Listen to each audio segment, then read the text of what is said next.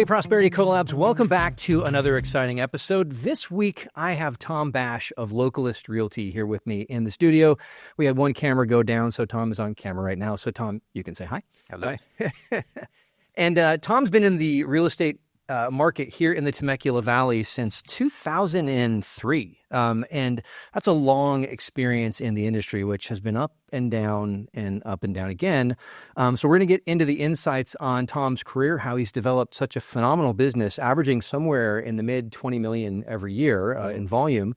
And so without any further ado, Tom, welcome to the show. Well, thank you. Yeah, man, for having me. Thanks for coming in. Absolutely. It's always a weird thing when you get a phone call. It's like, hey, Yeah, it was out of the blue. exactly. So, but I think that's a good testament to the industry, right? Is that we can have these open dialogues and just be sharing with each other our experiences. Yeah, man, that's the whole thought process behind the podcast is, success is not a solo sport. Right. And I think, right off the bat, that gives us some insight into your business because there are some people who run a very zero-sum mindset. Right. It's me versus everyone. Yeah.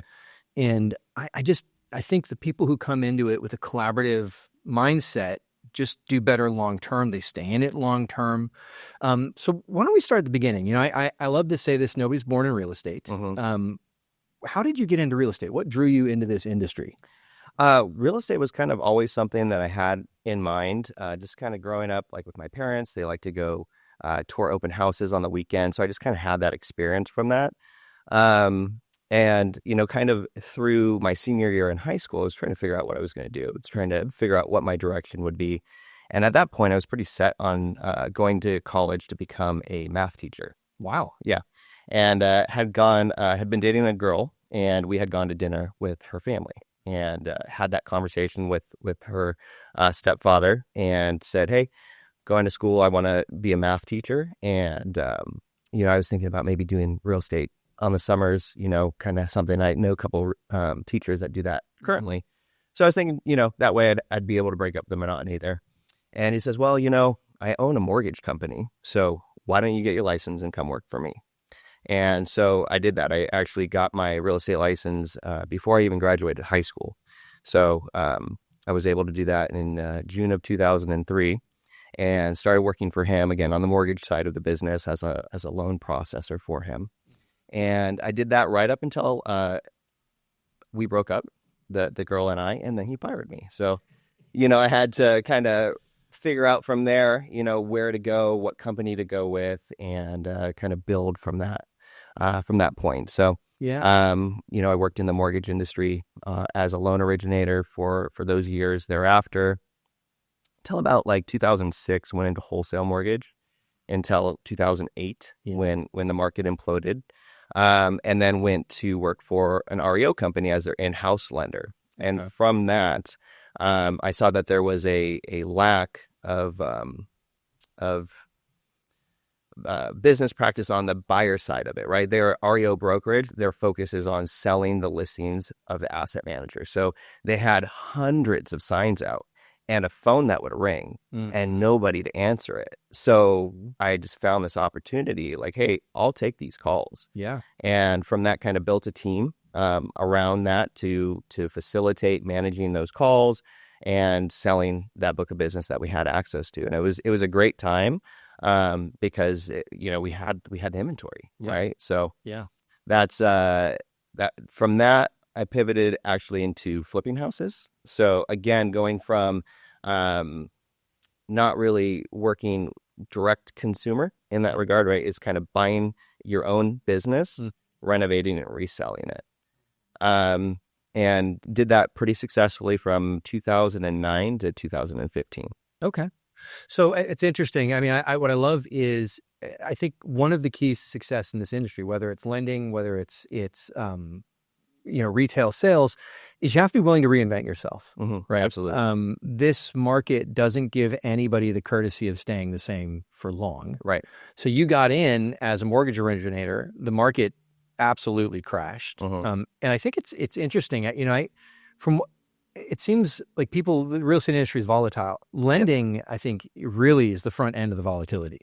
Yeah. Because especially they're so much more attuned to the ebbs and flows of the business, where they're hiring and firing so frequently. Yeah. Yeah. So that's been something very interesting to see, is as business picks up, they scale in infrastructure, and then just as quickly. Yeah.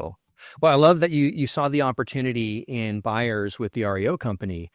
That was a challenging time. I mean, people don't, you think buyer's market and you think, oh, that's awesome. It's buyer's market. Yeah. But the competition for homes was unreal. And it really felt like through a lot of that, if you didn't have cash, don't bother. Right.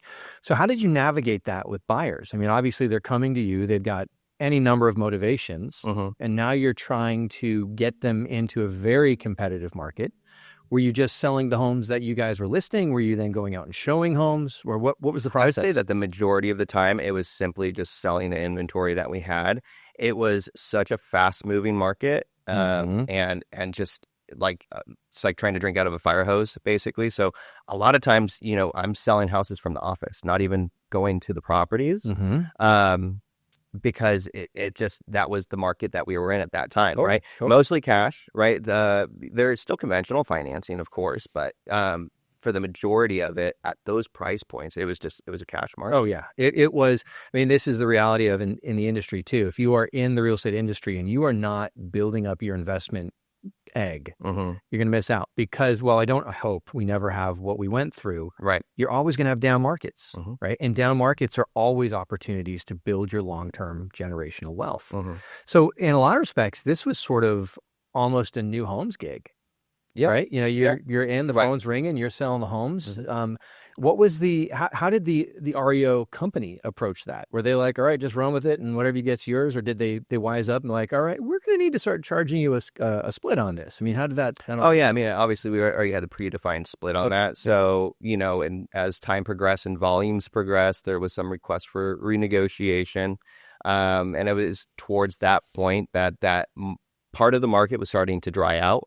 Which is when I left to start the real estate investment company. I mean, you must have been pretty young at this point. Oh, right? Because you got in, you mentioned 03, I was 18. Right. Yeah. 03, 18. Right. And then so it definitely worked in my favor to do a lot of that stuff over the phone. Totally. I didn't have a lot of pushback, but I did have certain circumstances where age was something that was considered. And that's why I also spent a lot of time on the education side of it and learning, and became a broker at the age of 20. Yeah. Just so like everything that I can learn about this industry gave me more confidence to have those conversations and speak from a point of knowledge. So there's something here I want to highlight is you're a young kid. I mean, I'll say that now. You're in this situation where you have this, you see this opportunity, and in a way you built that business. That business was not existing. So you had to start from ground zero with systems. How do we handle the calls, writing the offers, managing? I mean, how many contracts did you have at a time? I imagine pretty high. Yeah. Yeah. I mean, it's been a while, so I couldn't tell you off the top of my head, but it was a significant amount. Yeah. They were managing upwards of 200 properties at a time. Yeah. Oh yeah. It around maybe a dozen or more, I would say, active contracts. Yeah. Which, I mean, is, again, I just want to make the point, because what we're seeing here is even from the very beginning, there's sort of this entrepreneurial business owner mindset that, you're looking for opportunities. A lot of people, I think, get into this industry and they're waiting for someone to give them an opportunity. Right. Absolutely. Whereas you saw, hey, there's this whole unexplored market that's right here. And you took the risk and implemented it to such a point that they were like, hey, we need to renegotiate now. Yeah. This is, you're making a little too much money. Yeah. That was kind of, and that's like the wrong mindset to have, because at the end of the day, I took something that wasn't being utilized and created more income for the company. So I don't see where the downside of that is. Yeah. Right. No, I don't either. I mean, we'll touch on this a little bit more, but I think we're in another market where we have tremendous opportunity now, because we've had massive disruption with the buyer broker agreement and buyer compensation. And, there are a lot of agents who are doing the who moved my cheese thing, right? Like where'd my deal go? Where I think the people who are going to thrive are the ones who see the opportunity. They go, hey, well, there's a whole new business model here if I'm willing to go get it. Right. And we'll get into that more. It's one of those, it's funny, the changes, the buyer compensation, we've talked about it so much that I'm almost like, gosh, are we done yet? But I still have calls with agents who are who are just clueless, or they don't know what to do, they're stressed out, or all of that. It's You know, really surprising, like how concerned a lot of agents are about it when it's just a change in practice. Everything's the same from my perspective. Oh yeah. And how we're presenting that. If anything, it's made it more clear for us to demonstrate our value to buyers, and put into agreement what our expectations are for the value that we're bringing to the transaction. So I don't see how this is detrimental to the business at all. No. If anything, I wish it was done from the beginning this way. Right. Now, I see this as you have the opportunity now to really be a specialist. Right. Right. And to serve buyers at a very high level with a commitment you didn't have before, or you could have had, but most people didn't. Right. Where now if I have 7 buyers in my pipeline, I know I'm going to have 6 closings. Right. Whereas before it was I have 7 buyers in my pipeline, but I might have 50% of that because somebody called a sign or, any number of things. The reality of, we're just going to get right into it. The buyer is always paid. Right. Right. And me as a buyer on my last purchase, and again, I was the agent, so whatever, but like, I almost would say I'd rather pay the $14,000 or the $15,000 up front, because why do I want to finance that? Yeah. Right. And again, you got to have the money, but for a lot of buyers who do, why do they want to carry the finance cost of doing that over however many years, particularly at current rates, right? There's an equation there that people need to be thinking about, right? And again, no one told me before. So I get the validity of the argument, but as an agent, really, like you said, nothing has changed. It's just the way we talk about it has changed. Right. And maybe we were talking about it wrong beforehand, right? Yeah. And with the sellers, the same thing, Yeah. Yeah. And I think too, there's situations where we weren't compensated our fair share, when we have these ebbs and flows in the market, right? And things are really hot, and we might take a buyer commission at 1% versus our normal, right? Or, what we feel is normal at 2.5% or 3%. So this helps to kind of bridge that gap and set the expectation with the buyer. Hey, I'm willing to show you this property. The compensation is only going to be this. So let's talk about making the difference. And I think, to the agent who's nervous about it, there have always been people who want to buy the cheapest thing on the market. But the majority of people, if you give them 3 choices, stores used to operate this, right? Yeah. You would have the low budget model, you'd have the high end model, and you have the middle model. And everybody bought the middle model, right? Some people bought the high end because they wanted the prestige of it. But the reality is it's always outsold the bare bones, one. None of us are carrying around the cheapest cell phone we could get. Right. Right. None of us are driving the cheapest car we can get, unless that's all we could get. Most of us want the perception of value. Yeah. And I also think, like, to that point, my dad would always buy the cheapest thing, and he'd have to buy it twice. Right. Right. So if you buy the cheapest thing, or you subscribe to the cheapest service, you're missing out on the value that you can buy there. So I think that is an important way to look at it as well, is just that the commission that you're paying is for a service that you're getting, and the savings that you can obtain from working with a consummate professional is going to outweigh the cheapest. Yep, 100%.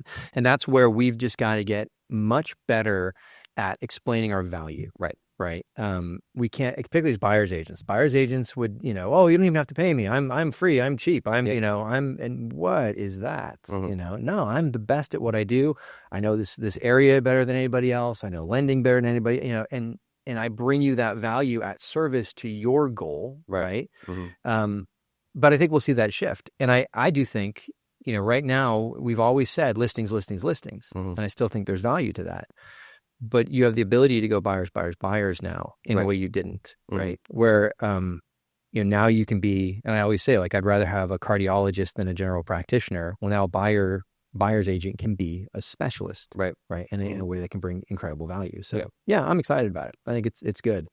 Hey, you mentioned you got your broker's license at age 20. What was the motivation? You mentioned education, but what was the long-term thought there?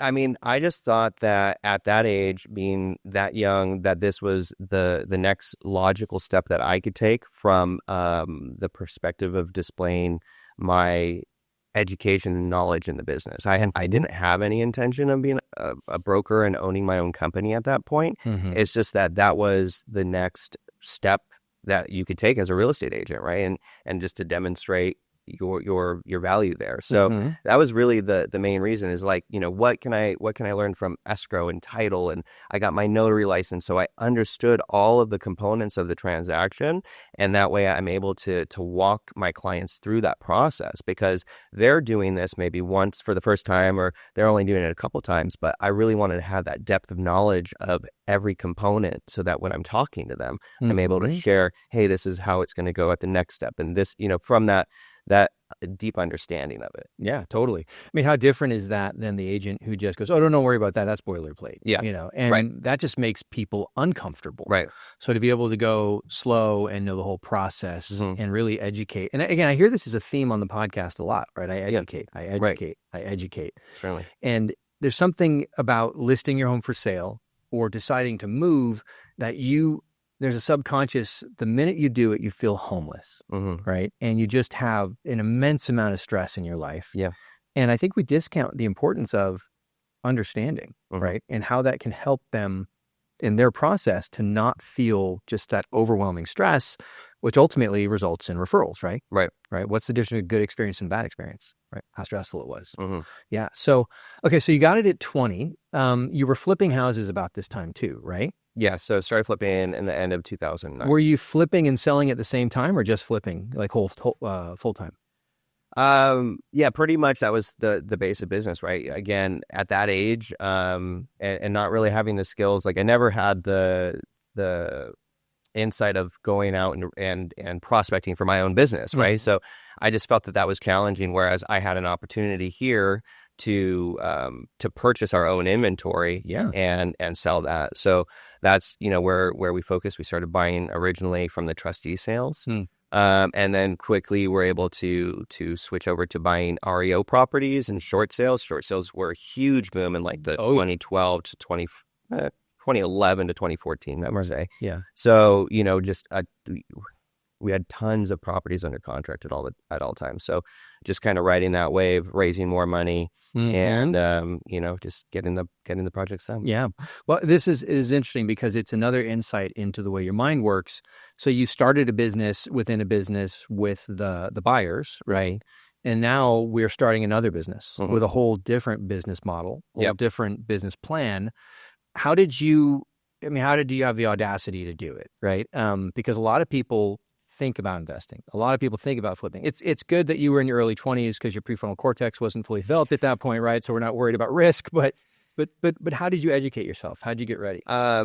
So it was me and a couple other people. Okay. So one of the individuals was a gentleman that I had known for some time, and he was older and he had been through the 90s and was flipping through the 90s. So we brought him in as kind of like our benchmark of, this is how you're supposed to do it. This is how you do it. And we went out and searched for the information on how to build the structure, how to build partnerships, and how to protect our investors, and how to limit risk, and how to file taxes, and all of those components. And then you have to figure out how to rehab a house. How do you hire people? How do you build crews? How do you manage them? How do you hire subcontractors? How do you establish, the basis of material pricing and hourly pricing and all of those things? And you have to, do that at scale. So you have to develop those systems. Yeah. And, there's a variety of different things that you do throughout that process of trial and error. Yeah. Well, again, I love what I'm hearing because I just did this panel of real estate investors up in Riverside. And one of the things that came out again and again was, if you're going to do it, right? Like onesie twosies will drive you nuts because you're constantly reinventing things. Whereas you set out and you said, oh, no, we're building a business, right? So let's set up all the underpinnings. I mean, you mentioned investors, right? That's a change of mindset. That's not, oh, my wife and I are going to take all of our savings, roll into this flip and hope for the best. Yeah. We had to sell this to other people, right? Other people had to believe in this. How did you, again, that's a business plan, that's a conversation, that's who were the investors? How did you make these connections? It started with friends and family, and then also through the REO side of things, having some of those clients that were interested in moving forward with us. So, and it was at a small scale. At first we put up a portion of the money, and they would put up the other portion of the money, and then develop that business until they had confidence in our ability.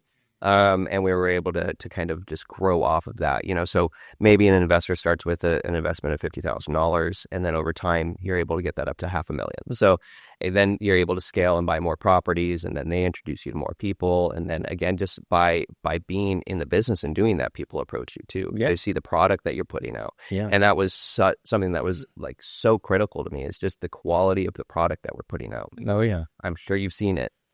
The flips out there, it's lipstick on a pig, absolutely. And yeah, we don't want to have, we have an opportunity to make a property nice and give it to somebody and sell it for a great price, right? So I don't want to have to worry about going back to that property. I want to do everything right the first time. So that was a big thing in, quality standards with the contractors and training them up. And, you start with a low price contractor and you teach them how to do it right. And by the end of that relationship, they're a full price contractor, and then you got to start over. Yeah, I love that. I mean, so we're getting a lot of insight into the way your mind is working, right? Just what you said about, I'm starting with the contractor. The contractor is going to be better because of working with me, right? And you mentioned, where the clients come from. Well, the investors were people I'd worked with in as buyers, right? And you develop relationships with that.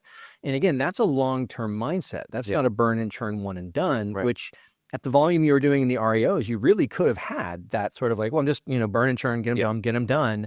But you weren't. You were building something that you could take with you and did, right? Right. And that's right from the beginning, right? As well, like a 23-year-old kid, you're taking a long-term business owner mindset. You mentioned your mentor. Was that a person in your world? Did you have to go seek that person out? I mean, where did that person come from? Again, I think this is a really interesting story and kind of your perspective of how to handle the business. So at 19 years old or what have you, I had two sisters that had houses in Riverside, right? And here I am, a newly licensed agent. So who are your first clients? They're friends and family. And so I list my sisters' houses. They lived one door down from each other, these little, 3-bedroom, 2-bath houses. And they told me what they wanted to list the houses for. And I said, okay, that's fine. Having no idea how to market or look at a CMA or do any of those things. So I listed those properties, and those properties did not sell because I listed them too high. So they go out and they find another real estate agent to list those properties. And that real estate agent and I formed a relationship. And that was the individual who I then brought in to work with us on the investment side. So it's always taking an opportunity to build relationships, whether or not it benefits you in the end of the day. And there's some wisdom there, because you could have blown up your relationship with your family. You could have blown up your relationship with that guy. You could have, there's some humility to say, I need to learn, right? Absolutely. And that, again, if there's one takeaway, that's huge, right? That wisdom to be humble enough to know, I don't know everything. I need to find it out. And again, as a young person, that's pretty phenomenal, right? That is not necessarily what you would expect to see. But I love it. So when did we transition then into retail sales? I mean, you probably continue to flip. I imagine you're still investing to this day. When does the focus change away from now I'm flipping full time to I'm bringing in and I'm doing retail sale now? 2015 is when we pivoted. So that's so again, from 2009, we had the investment company, also had a brokerage at that point. So then the flips started to dry out. It got to the point where the margins were just too thin to operate in the manner that we had been. So it was to pivot from that. And, I had a lot of experience flipping throughout Southern California. So I wasn't geographically located.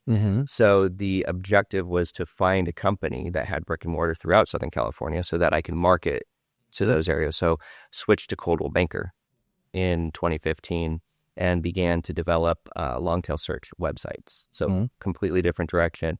Because again, I'm not somebody who's always is very good in going out and engaging with the public. So again, if I'm able to demonstrate my value and have people contact me, we were able to do that through those long tail search sites. Okay, give me some insight into what long tail search site means. So back in the day, and still today, most real estate websites have framed IDX. Mhm. Okay. We built it from the ground up. So any content that was displayed on the MLS is sent out through the RETS feed. Okay. And then that is framed in on an IDX website. So we built our whole website to include that IDX. So all of that information lived on our site. Whereas an IDX site is framed, that IDX information is like a picture. It doesn't exist to search. So if we took like a community in town like Paloma del Sol, and we wrote a description about Paloma del Sol, and we displayed video tour and only the homes that are listed for sale and that recently sold, and we had a blog about every new listing and all of that.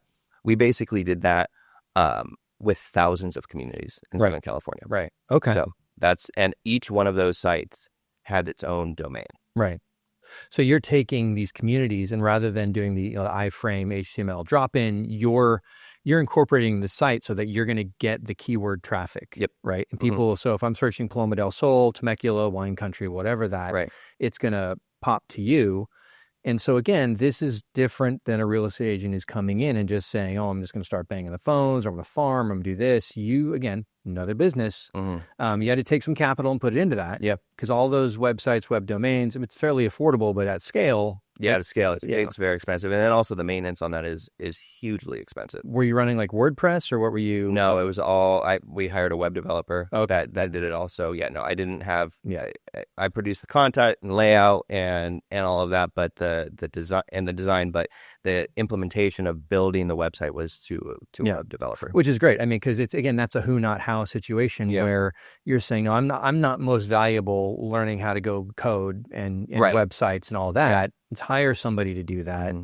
And then when an update pushes through, I'm not screwed spending 6 weeks trying to get my stuff back up again. Yeah. Right. You have no time to maintain your business at that point. Absolutely. You gotta diversify your. So you're doing the long tail websites. Are you at this point doing web advertising to them, pay per click, or is it purely just they exist out in space? We got the right keywords and it's driving the traffic? It was majority was organic, but then we'd push through some other things like at that point, Active Rain was super popular, so we were able to build some systems that were able to push them out there to get us better ranking. And basically it was just organic growth. That was the whole purpose of developing those, is that we don't have to pay for placement. We get placed because we're providing content that is is searchable and is fresh. Yeah. Well, this is, again, this adaptability, right? 2000, you said 15. Really the refi or the REO thing is wrapping up at this point, right? We're stabilizing. You don't have those really distressed properties. And so now you're jumping into this web-based marketing system. And, in a lot of respects, the iPhone came out in 2007. So the internet is really starting to boom. I know the internet's been there. We've all been using it, yada, yada, but we can't discount how much having it in your hand changed everything. Oh, yeah. Right? Yeah, absolutely. And so that business plan, right? Those leads, how many leads a month were you developing from them? Depending at what point in the market, right? But it could be up to between 300 and 500 leads a month. Wow. And so 300-500 leads sounds like a good thing, right? It is and it isn't, because that's a lot of mud that you've got to sift to find the gold. And it's from LA to San Diego. Oh, good. So it's a massive area, and internet leads have probably the lowest conversion ratio in the industry. Absolutely. So there's a ton of work that needs to go into setting up the systems to qualify those leads. And then also the hardest part of the business is the follow-up. Absolutely. Right? Because internet leads historically are 6+ months out. Absolutely. So, but at that volume of leads, you're able to be a little more choosy, right? You're taking the calls that are, hey, I need to see this house today. I need to buy a house in the next 30 days. I need to move to this area. So you can be a little more choosy with that amount. Yeah, no, it makes sense. So I think you almost have the ability to say ABC. I'm going to work the A's, I'm going to ship out the B's, you know, or I'm going to put them back into the funnel. We're going to warm them up forever long. So, I mean, that's you know, just the wherewithal to build it out, right? Now there are any number of services who are doing that, competing with you. How long did you stay in that model? Or are we still in that model? I mean, we're still in that model, but it doesn't have the same impact that it once did, right? So I would say that really started to die out in 2022 or 2023. So, you know, those sites are predicated on having homes, right? You have to have inventory to have people look at it. And in 2022, we lost like 50% of the sales that we've had in prior years. So we had a massive decline in web traffic. So that was kind of the turning point from that perspective. Yeah. But this is being nimble enough to say the model's not working, we need to shift, right? It's time to stop pouring money into something that's not delivering. So watching the ROI. How did you learn business, man? I mean, because my guess is you are running your ROI. You're looking at your expenses up month over month. You're tracking these things. But you're an 18-year-old kid who started doing mortgage origination because his girlfriend's dad said, "Hey, I get you a job here." Yeah. How did you learn the business part of the business? Just through doing it. You know, when I meet with people now and they're like, "Oh, you know, I'm getting ready to graduate high school and you know, trying to figure out what I want to do," I'm always telling people, go to college, get a degree in business management and advertising. Like those are the two key things in life.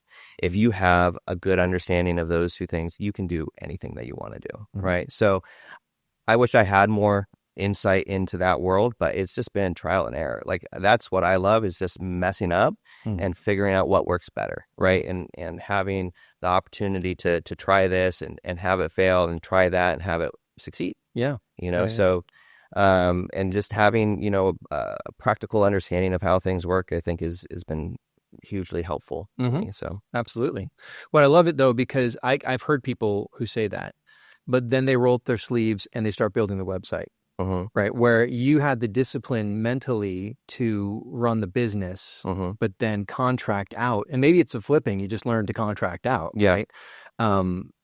You didn't just say, I'm going to start building websites and getting domain names. You contracted out and then you built the model. Right. And that is, it's a powerful lesson for real estate agents. Like, you know, we should be based on models, right? Yeah. And the model, I mean, I read Tyson Robinson the other day. It's get myself out of the middle as fast as possible, right? That's the model. Yeah. Right. Because then you have leverage, then you have that opportunity to build that life like, you know, you couldn't imagine. But as long as you stay in the middle running that mom and pop, you know, I'm the one who makes the dough. I'm the one who puts the donuts in the fryer. I'm the one, you're never going to have that life. Yeah. And that's why real estate agents are so stressed all the time. Yeah. And I think, you know, that brings up a good point. It's one thing to contract out on the advertising you want to do or the transaction coordinating that you want to do or, you know, the admin support type of stuff. But like to really get to the point where you're working on the business and not working in the business. And I think for myself personally, I struggle on that too, you know, trying to develop those systems and figure out, okay, how do I assign this task? How do I build the systems to alleviate this responsibility for me? Because my objective is to prospect, right? We're in a sales business. We're in a contact sport. We need to focus on prospecting. That needs to be 100% of our focus. And everything else can be done by third parties, right? Or people on our team. So I think that's where most agents are struggling is having that ability. Yeah, absolutely. Well, you just nailed it. I mean, you have to prospect. Prospecting is the most important part. It's the hardest part. Yes. Because it is the highest risk activity. Right. And nobody wants to do it. No, absolutely. You know, and that's literally how I built my whole business was on how do I not prospect? Right. You know, because it's scary, it's hard, there's rejection, there's all of those things, right? But, you know, 2022, 2023, and now we're in 2024, we're almost done with it. We have to look at this from a new perspective. Yeah. And I think we need to focus back on basics. Right. Well, it's the courage to shift, like what you've demonstrated. And it's the mindset of everything sucks when you start. Yeah. Right. And if I'm not willing to get through that, then I might as well hang it up right now. It's harder as you get older. Right. To shift, to change. So you've moved now. You said you're really focused on the prospecting, Yes. and that's a great segue to where I was going. Mm-hmm. What are your benchmarks? I mean, if I have an agent I consult with, and he knows I have 100 conversations a week. Yeah. And if I do that, everything else falls in line. Right. There's a flipper I talked to, Toyin Dawodu, up in Riverside, and he says it's X amount of postcards, and I'll know I have one flip a month, right? And that's his thing. Right. What's your top of the funnel? I have to do X amount every week, and that I know I'm going to get where I need to get. Yeah. So right now, what I'm pushing for with myself and the team is 10 contacts per day. Yep. Okay. So 10 new contacts per day. So these are new. These are not people existing in your database. Okay. 10 new contacts a day. And then where are you finding them? Because that's the other question. Again, that's what I put out. I didn't really give a whole lot of direction on that.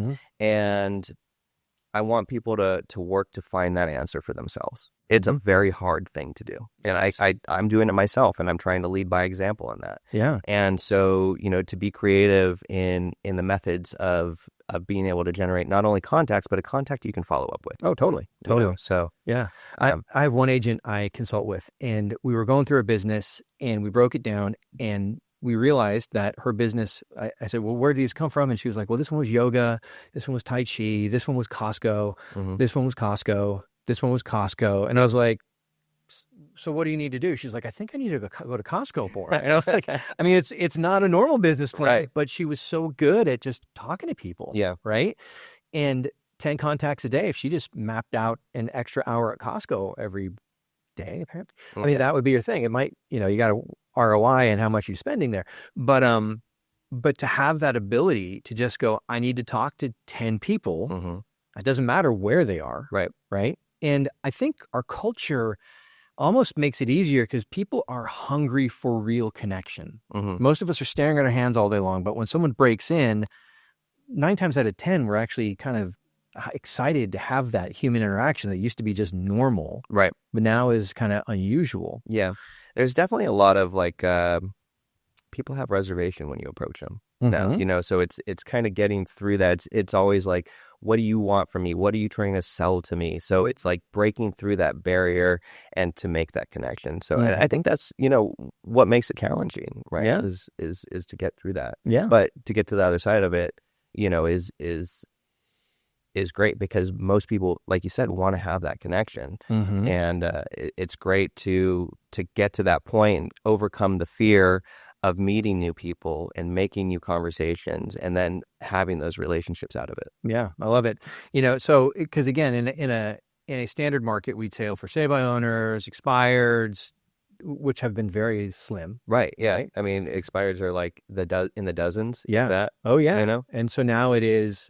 I have to go find out and make community in the ways that people always did, but we've fallen out of. Right. And so it is. It's funny how going backwards makes you, in a sense, a revolutionary right now.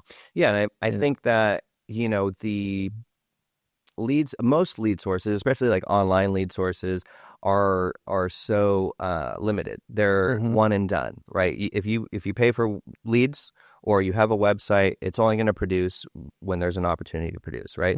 But if you're able to develop deep connections within the community, that will last you your whole career. Totally. So Totally. It's developing. Have online leads, have social media marketing, have whatever else, but start to develop those deep connections within the community so that you're able to sustain your business in whatever market comes. So you've been here in the Temecula Valley since 2003, working in real estate, right? And so we have a large book of past clients. Large book of internet leads. Right. So tell me about the database, because you're working, everybody's trying to develop 10 new contacts a week, but those contacts have to go someplace. Right. Right. So what's the work in the database with the past clients, the people that never converted, all of that? I mean, what does that look like? Yeah, so we use Follow Up Boss for that. We have all the systems developed out depending on the category of the lead. So, there's probably a dozen different categories of lead type, whether it be, somebody that's ready to transact in the next 0 to 3 months, 3 to 6 months, 9 to 12 months, past clients, cold leads. So there's a ton of different funnels to track those metrics through and communicate with. There was something on that point. I lost it now. No worries. I mean, so off the top of your head, how many people are living in your database yeah. right now?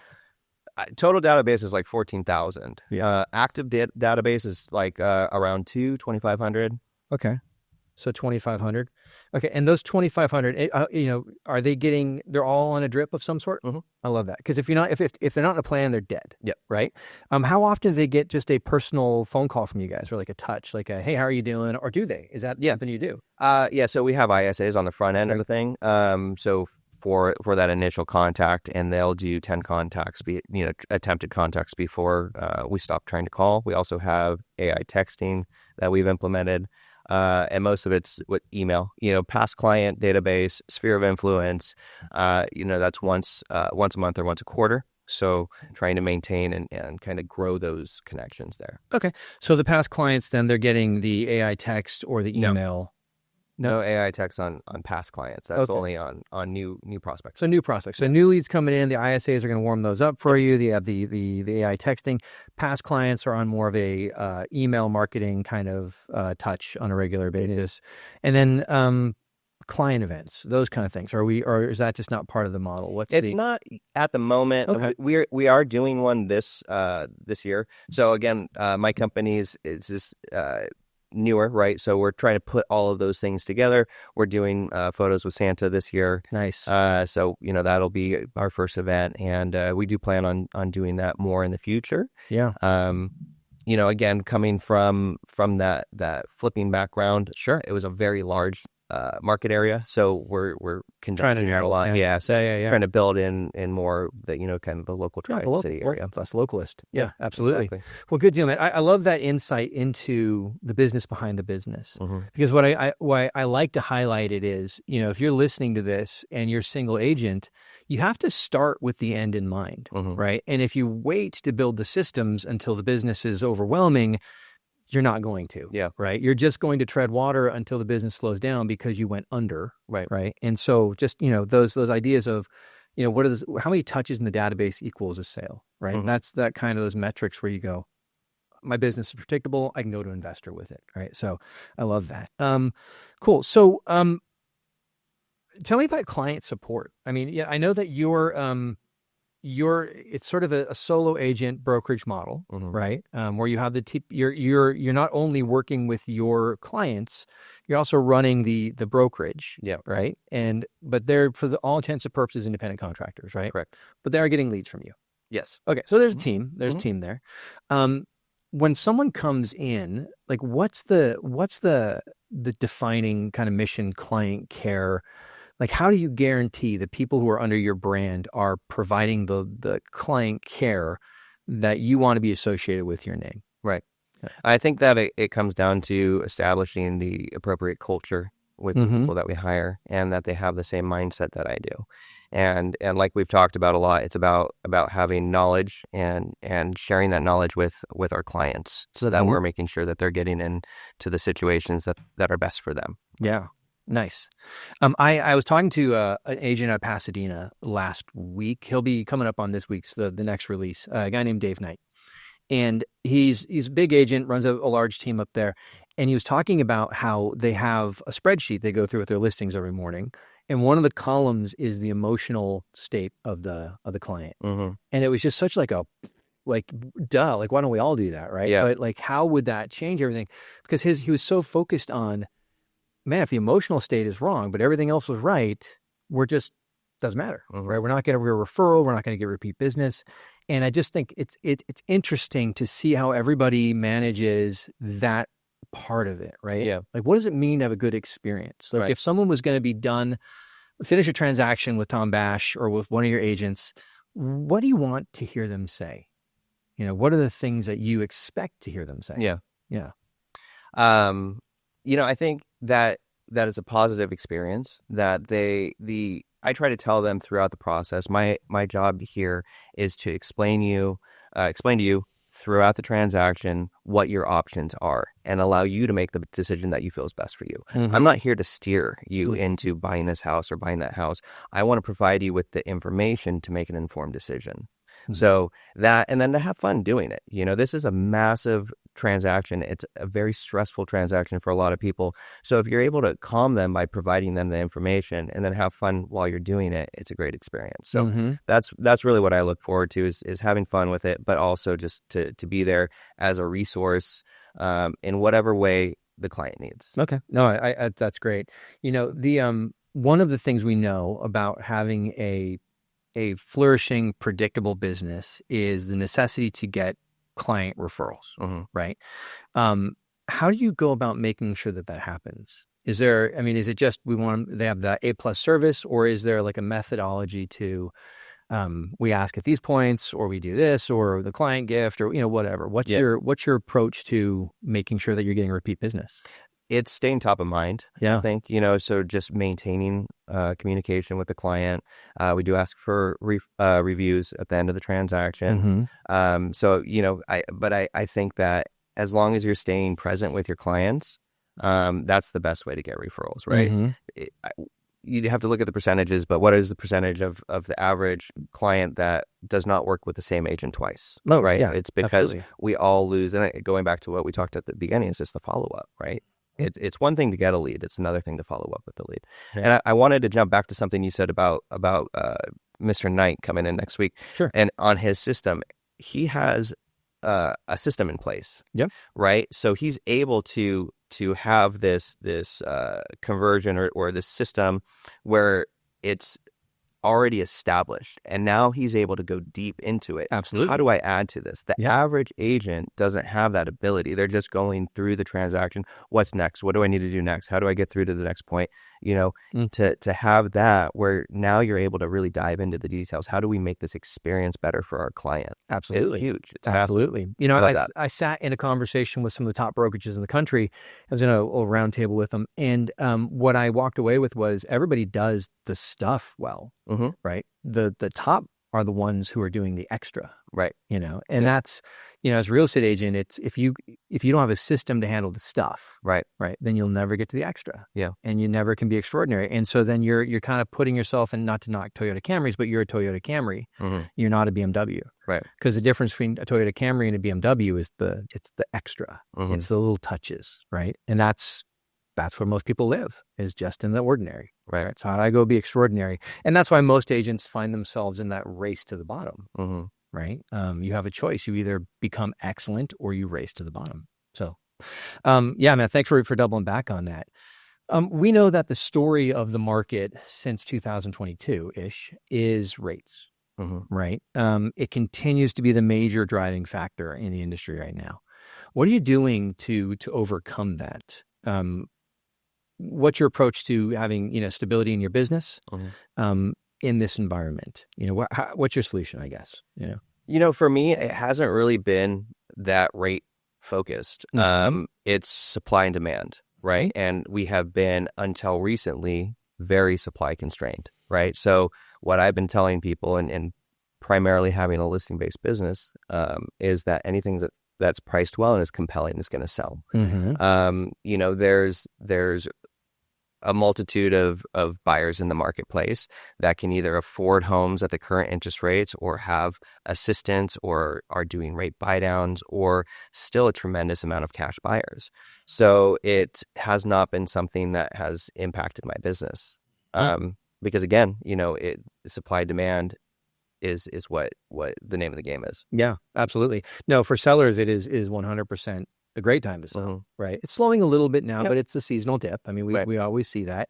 But I think you're right. It's that other side of the conversation of what are you selling to do, right? And that's the objection is, we would sell, but, where are you seeing your listings coming from? Why are people selling right now? It's a lot of lifetime events, right? So it's people moving out of state, job relocation, death, those, assisted living, those types of situations. Yeah. So it's not like I want to buy a bigger house across town. For the most part, it's mostly life event. Yeah. I think you nailed something with the assisted living. We just know, demographics speaking, that the majority of homeowners with equity are 50 plus, right? And a lot of them bought those homes as their forever homes. The kids have moved out. It's a 2-story home. It's got the pool. They don't go upstairs anymore. Any number of things. And that's a different, we used to say death, divorce, and transfer, right? It's not death, divorce, and transfer. It's death, divorce, downsize, Right. and transfer. Yeah. And people are living longer, right? Absolutely. So. Absolutely. And we've got a massive generation in the baby boomers who are housed. And we have a massive generation in the millennials who largely are unhoused. And so what we're looking at is a demographic transfer that still has yet to be accomplished. Right. So it is an interesting time, but I love what you're saying, because it's what we've heard over and over again on the podcast is, these are the things. If you're not talking to these people, then you're not going to get it, because the move across town doesn't make sense right now. Right. And honestly, in California, I don't know when it's going to again. Right. Our inventory situation isn't getting that much better. No. And the rate situation isn't really changing. Yeah. So, it's at what catalyst is going to be effective for people. But I think, if we get back down to a low 5s environment, then I think that people are going to get out of their 3% rate, because they'll be able to get more house. I think, you're going to have a lot of the move up buyers potentially, or, I haven't experienced it, but I've heard a lot of people that bought in 2020 that are kind of locked in, and they're like, this isn't really what I wanted. Right. So, either they move to Temecula Valley from LA, and they're like, it's just a little too slow for me here. It's a little too far from what I want to be. And they want to go back. But that's very seldom. I think it's going to be more so the move up buyer. Well, we moved in. This is what we could afford. We got in. It was a great rate. We now have 3 kids. Our income has grown. Right. And so now it makes sense at 5.5 to move across town closer to whatever we do, or life. I hear that. Yeah. So looking forward to 2025, what do you expect to see? From the market perspective, business standpoint, all the above. I think that we're kind of hitting a point where we have a lot of delayed inventory and delayed buyer demand. So I think that once we get through the election, once we get through the holidays this year, I think 2025 is going to start out really strong. So I think that we'll see a little bit more rate improvement. I don't think it's going to be significant to really drive things, but I think we're just going to get past where we're at right now, where everybody's just in a holding pattern, and do better than we did in 2024, which is better than we did in 2023. We did about 10% more. We'll probably close out the year about 10% more transaction-wise in the Temecula Valley. And I would expect that to increase for 2025. Yeah, I mean, this is something I've been saying, that this reduced volume market, well, not volume, but units, right? There's got to be tremendous demand building up on the other side. Yeah. And when that dam bursts, it's going to be look out. If you did the work right now, right, to lay the foundations, because it's going to be a massive, massive breakthrough when it comes. And it's just, what is that point? Yeah. And I think you're right. It's 5.5. It's somewhere below there. We're going to start seeing things shake up. And, you nailed it.